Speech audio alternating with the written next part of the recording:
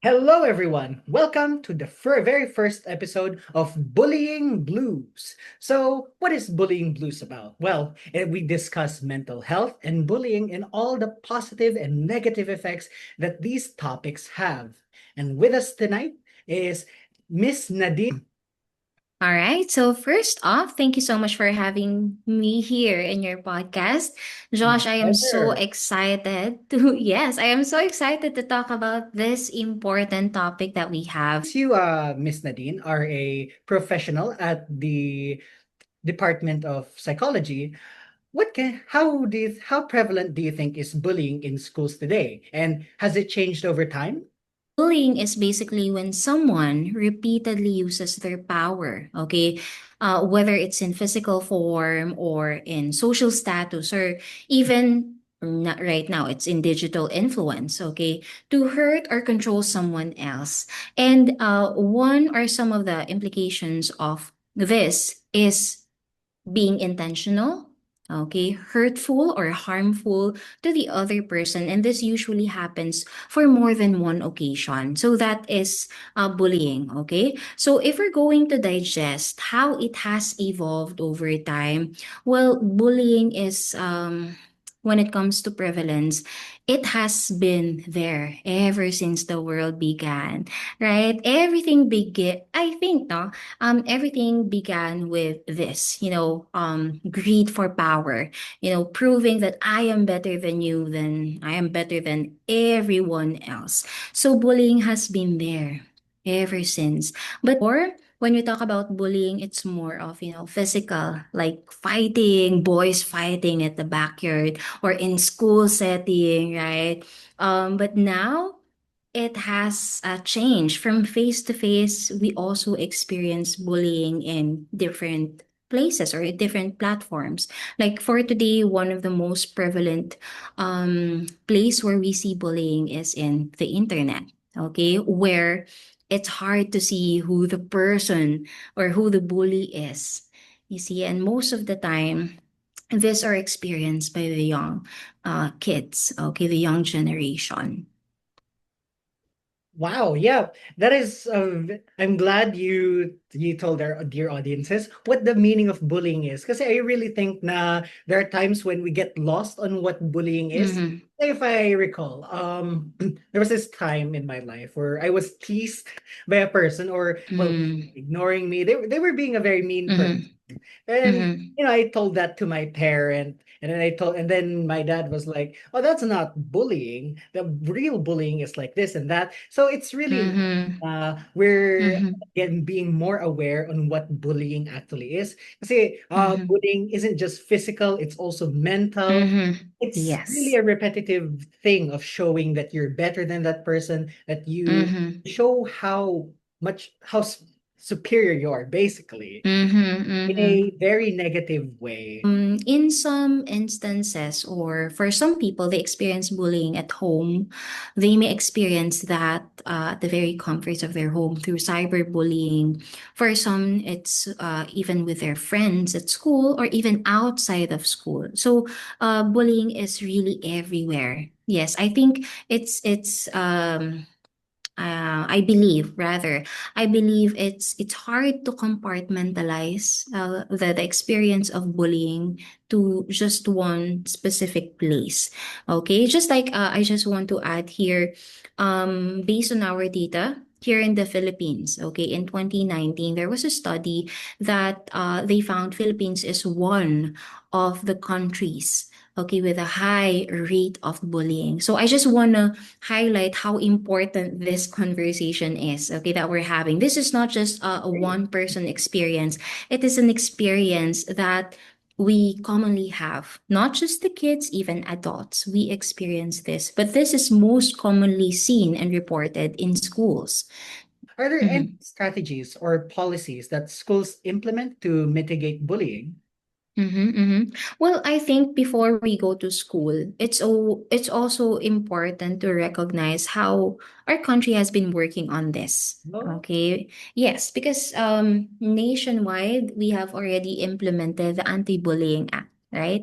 So there is this Anti-Bullying Act, It is the Republic Act number 10627. So this is the Anti-Bullying Act of 2013. So in 2013, we have already started spreading awareness about how serious we are in promoting the Anti-Bullying Act, right? That it should be implemented not only in in public schools, but in all schools. So we have this. That's why right now there are already institutions or schools who are implementing it. However, I think it's so important that uh, we re-examine the policies that they have, because policies are the ones that we use as guidelines in implementing these laws.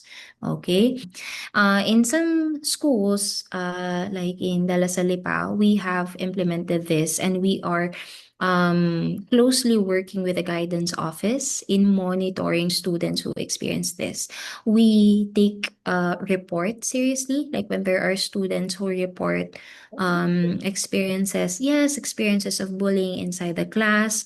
What our students need to do is to, of course, write a report on it, include evidences, like for example, if it's cyberbullying, probably text messages or screenshots, okay, proofs of the bullying act, and then they have a procedure.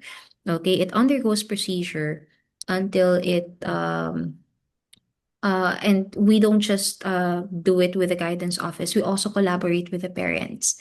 Okay, Oh, so yes, the parents of those who reported and those who got reported are also invited to have uh, a counsel about it. Okay. how effective is it? Is it practical?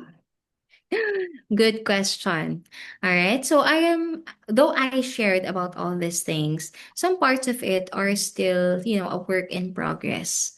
Okay. Like, for example, one of the things that I think needs to be improved is the reporting mechanism.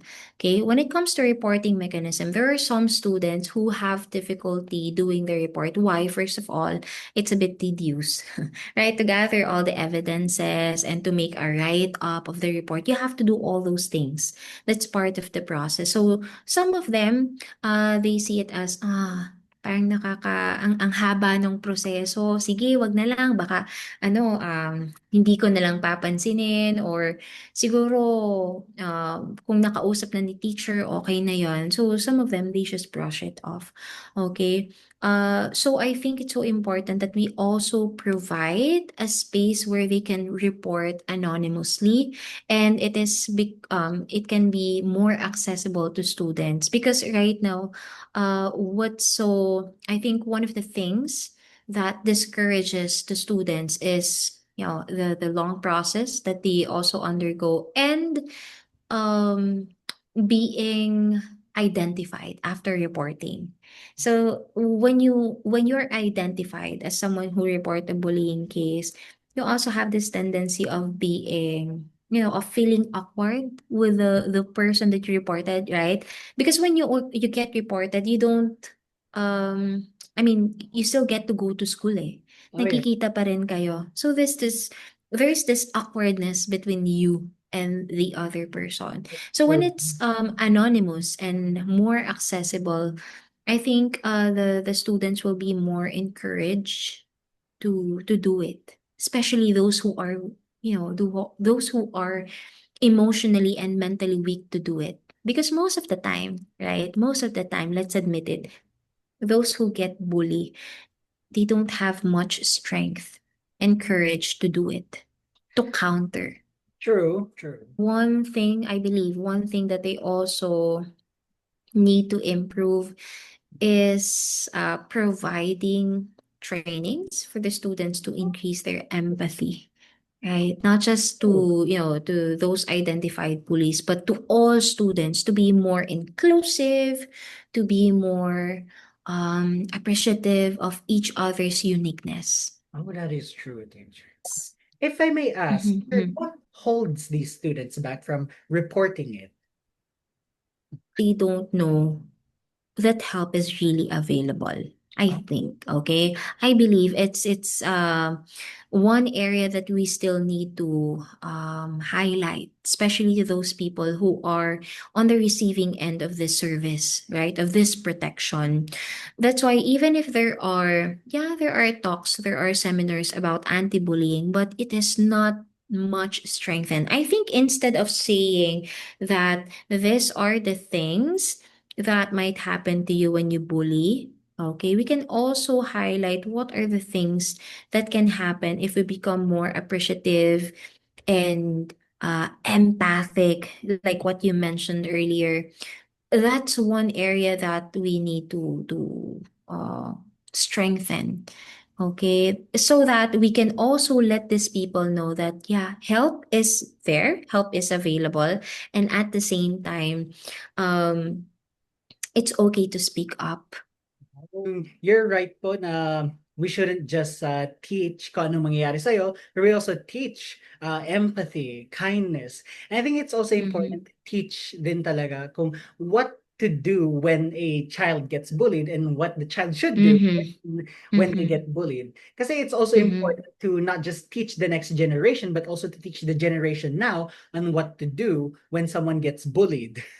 Mm-hmm. Yes, definitely. That is something that not only kids should be involved, but even the parents. You know, even the parents, the adults, the people who are considered to be part of the community within the school. That's true.